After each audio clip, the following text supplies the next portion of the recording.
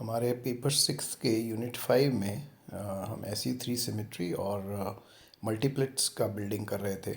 उसमें अब हम इसको कंटिन्यू करते हुए अब हेड्रॉन क्लासिफिकेशन और किस तरह से मल्टीप्लेट्स के द्वारा होता है और 8 फोल्ड में क्या होता है, इसको हम अभी इसमें देखेंगे लेक्चर में। तो जिस तरह केमिस्ट्री में जो हम पीरियोडिक टेबल पढ़ते हैं तो उसके अंदर एक रेगुलरिटी है, एक मटेरियल्स की, और उनकी प्रॉपर्टीज़ जो हैं वो पीरियोडिक, जैसे हर पीरियड के बाद वो उनकी ग्रुप जितना भी फॉर्म करता है उस पीरियड का, उनकी सबकी प्रॉपर्टीज़ एक होती हैं। इस तरह से ही उसकी जैसी एनालॉजी के साथ यदि हम एलिमेंट्री पार्टिकल्स की भी क्लासिफिकेशन करें और तो हम ये पाएंगे कि इस तरह का जो मेंडलीव का काम है पीरियोडिक टेबल का, उस तरह का ये काम क्लासिफिकेशन करना उनकी प्रॉपर्टीज़ के हिसाब से, उनके क्वांटम नंबर्स के हिसाब से, जिसमें बेसिकली हाइपरचार्ज और जो कि बेरियन नंबर और स्ट्रेननेस से आता है, और उसका आइसोस्पिन, उससे करेक्टराइज करना चार्ज के साथ। ये स्कीम जेलमान ने और नीमैन, दो साइंटिस्ट ने 1961 में प्रपोगेट की थी, और ये काफ़ी हद तक हमारे जेलमान निशिजिमा, जो हम आगे देखेंगे स्कीम, इसको इसने दिया, और इन्होंने किस तरह से ऑक्टेट फॉर्म होंगे या डेकुप्लेट फॉर्म होंगे उनके रूल्स दिए। इसकी वजह से हमारा जो क्लासिफिकेशन है उसको काम सरल हो गया पार्टिकल्स का, और ये अब हम प्रिडिक्ट कर सकते हैं कि कोई भी पार्टिकल कैसे बनता है। मीन्स कौन डिसाइड करता है कि ये कोई पार्टिकल वो आयरन का पार्ट बनेगा, वाटर का पार्ट बनेगा, या किसी और एलिमेंट का पार्ट बनेगा। इसको करने के लिए 8 फोल्ड में हम जो भी बैरियॉन्स हैं उनको अरेंज करते हैं, या मीसॉन्स को अरेंज करते हैं, क्योंकि ऐसा मानते हैं कि जो भी हेड्रॉन्स हैं वो बेसिकली दो पार्टिकल्स, ब्रॉड कैटेगरीज जो हैं उनके अंदर डिवाइड होते हैं। एक तो बैरियॉन्स हैं जिनकी कि हाफ इंटीजर स्पिन होती है, और मीसॉन्स हैं जिनकी कि इंटीजर स्पिन्स होती हैं। तो किसी भी 8 फोल्ड वे में हम बैरियॉन्स और मीसॉन्स को ऐसे पैटर्न्स में करते हैं जो कि उनके चार्ज और उनकी स्ट्रेननेस के अकॉर्डिंग रेगुलरली प्लेस किए जाते हैं। इसके अंदर जो सबसे लाइट बैरियॉन्स हैं, सबसे 8, वो एक हेक्सागोनल, पिछले लेक्चर में भी देखा था कि जब हम 3x6 से करते हैं तो एक ऑक्टेट और डेक्युप्लेट बनता है, एंड 3x3 स्टार में हमें एक सिंगलेट और एक ऑक्टेट मिलता है। तो ये जो बैरियॉन्स हैं, अगर हम एक हाफ बैरियॉन स्पिन बैरियॉन्स ले लें तो एक हेक्सागोन में एरे में ये फॉर्म होते हैं ग्रुप, और इसके अंदर दो पार्टिकल्स एट द सेंटर आते हैं, जैसा पिछली बार भी हमने देखा था। इनको हम एक बैरियन ऑक्टेट के नाम से जानते हैं। इसको बनाने के लिए हमें, जैसा बताया पिछली बार भी, कि 3 कॉक्स की आवश्यकता पड़ेगी, और ये यूडीएस से हैं, और इनसे हम ट्रांसफॉर्म करते हैं according to the rules of SU3 जो फंडामेंटल है। तो स्पिन हाफ बैरियॉन्स के लिए हम जो 3 क्वार्क स्टेट्स हैं उनसे रिप्रेजेंट करेंगे, और लेकिन जो मीसॉन्स हैं वो हमारे क्वार्क एंटी क्वार्क स्टेट्स को फॉर्म करेंगे। तो सारे क्वार्क स्टेट्स जो 3 हैं उनसे मिलके बैरियॉन्स, जैसे बैरियॉन्स में जो हमारे जो इम्पॉर्टेंट हैं बैरियॉन, वो हैं nucleons, like proton and neutron. तो वो 3 क्वार्क से मिलके बनेंगे।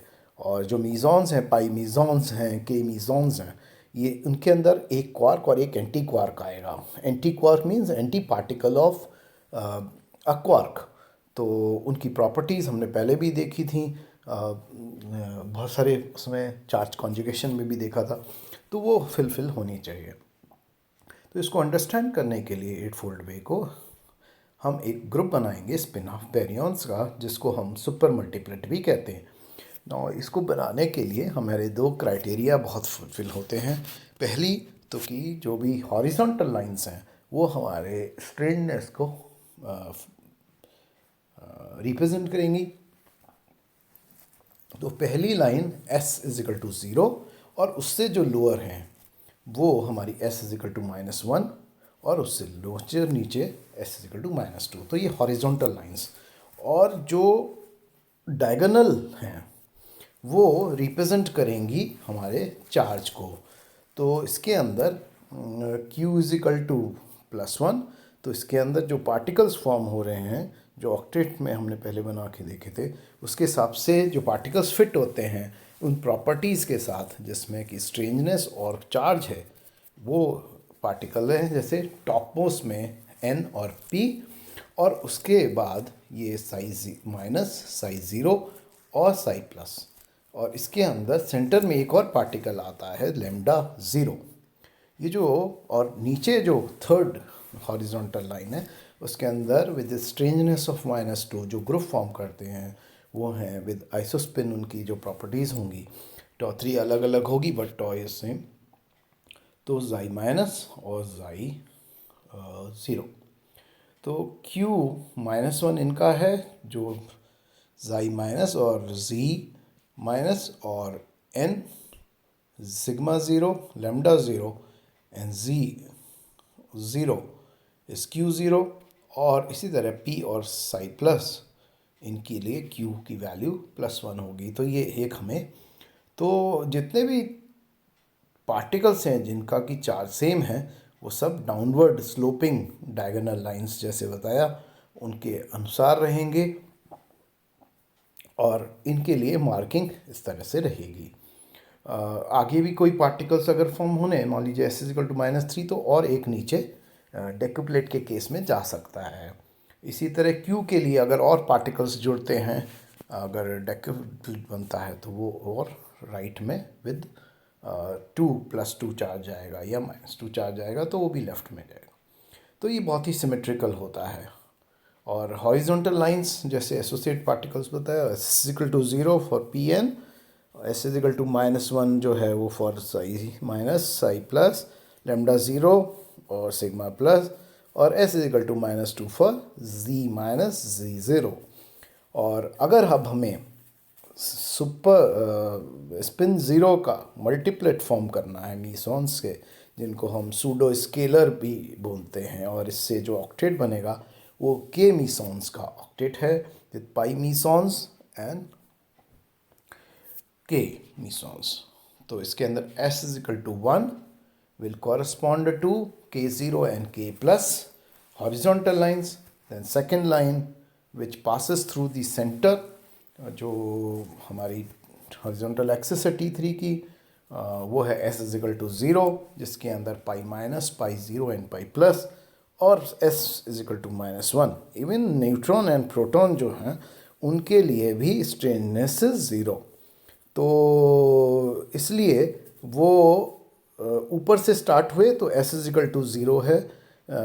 यहाँ पे बिकॉज k की वैल्यू जो स्ट्रेननेस है वो हायर वैल्यूज़ हैं इसलिए हमने इसको ऊपर से स्टार्ट किया। और s is equal to -1 third horizontal line k minus and K bar zero. अब इसके अंदर एक ईटा ज़ीरो और पार्टिकल क्योंकि ऑक्टेट होता है तो दो पार्टिकल एट द सेंटर होते हैं। नॉनेट हम इसको बोलते हैं कई बार मीसॉन के नॉनेट्स हैं ये।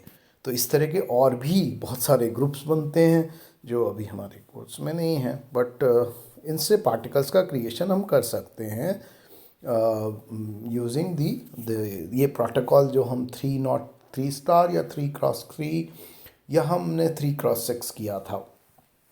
इसी तरह आइसोस्पिन की जो वैल्यूज़ हैं वो हमारी हॉरिजॉन्टल इसमें रिप्रेजेंट हुई हैं एक्सिस पे लेकिन ये जो चार्ज है चार्ज जो है वो k प्लस और पाई प्लस का जैसे +1 रहेगा वो भी एक ही लाइन में डायगोनल वाली में ड्रॉ करेंगे और एक डायगोनल बन रही है k0 पाई ज़ीरो ईटा ज़ीरो और k बार ज़ीरो। ये हमारे q इक्वल टू ज़ीरो को रिप्रेजेंट करेगा और पाई माइनस और k प्लस जो है वो माइनस वो हमें q इक्वल टू -1 को रिप्रेजेंट करेगा। तो ये स्पिन ज़ीरो का मीसॉन सुपर मल्टीप्लेक्स बना है जो कि ऑक्टेट है। लेकिन ज़रूरी नहीं है कि हेक्सागोन ही फॉर्म हो, हेक्सागोन के अलावा भी हम एक और ज्योमेट्रीज भी फॉर्म हो सकती हैं, जिनमें से एक कॉमन है क्योंकि बेसिक इज़ ट्रायंगुलर, तो एक ट्रायंगुलर भी बन सकता है जिसके अंदर की जो रिसेंबल करता हो और वो स्पिन 3/2 बेरियन का डेक्युप्लेट फॉर्म करेगा।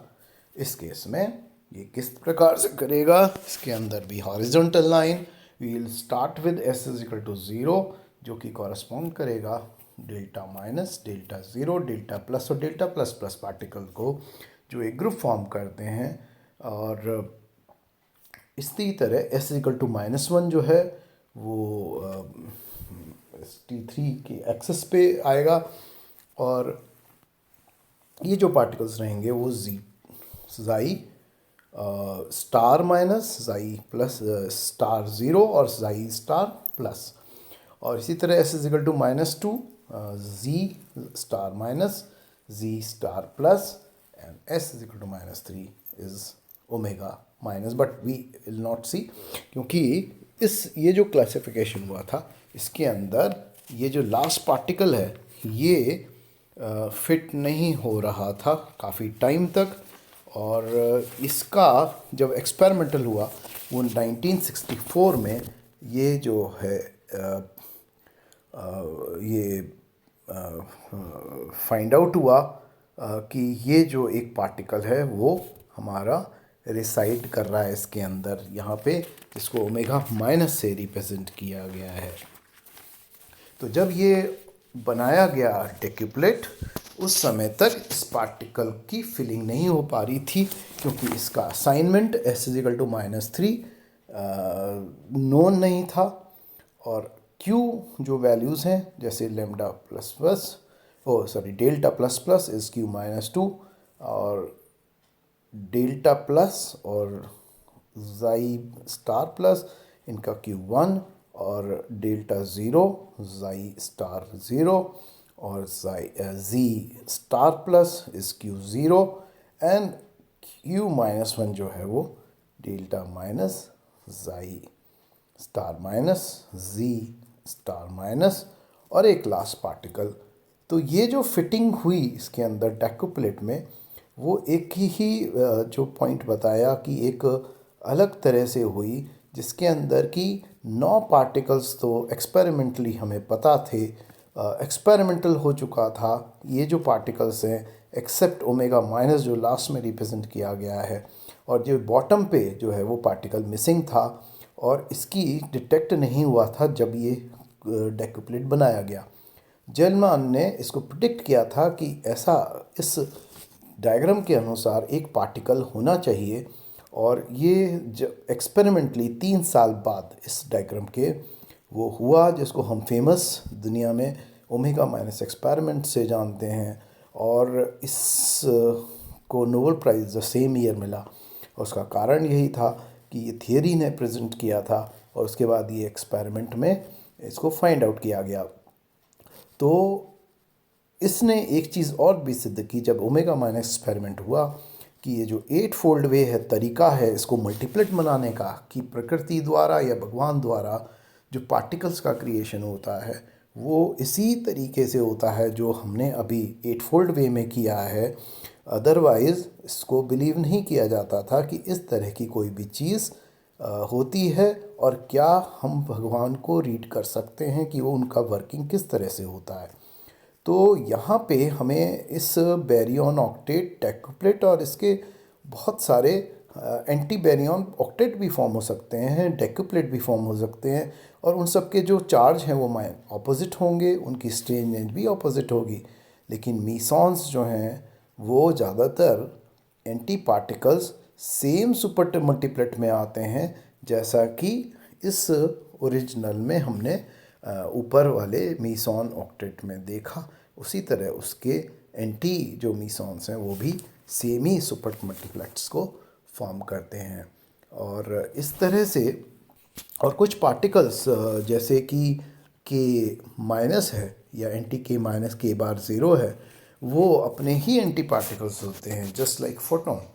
तो ये जो मल्टीप्लेट्स हैं तो इसके अंदर लेकिन जितने भी पार्टिकल्स हैं इनका करीब लाइफ टाइम जो हैं वो 10⁻³ सेकंड्स होते हैं। इनको हम रेजोनेंसेस बोलते हैं क्योंकि ये बहुत शॉर्ट लिव्ड होते हैं और डिके कर जाते हैं। ओमेगा माइनस की लाइफ टाइम जो है वो 10⁻10 सेकंड्स है। So compare to -23 seconds it's a very stable particle compared to -23 means delta zeta star xi star इन पार्टिकल्स के कंपैरिजन में जो ओमेगा माइनस है वो बहुत स्टेबल है।